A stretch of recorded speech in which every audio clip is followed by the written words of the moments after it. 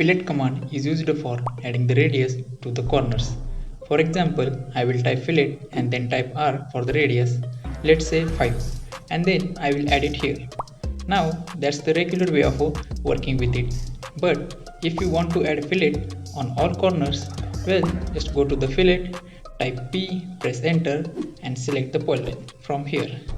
And here it is. Now in this case we have two parallel lines, so go to the fillet and click on the first line and second line, and now we have a semicircular edge, and here we have well two intersecting lines. If you go to the fillet and let's say at a radius of 0, in that case you can trim the extra edges. The same goes for this one.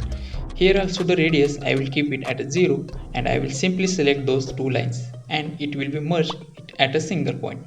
So that's how you can use a fillet command in the interesting way.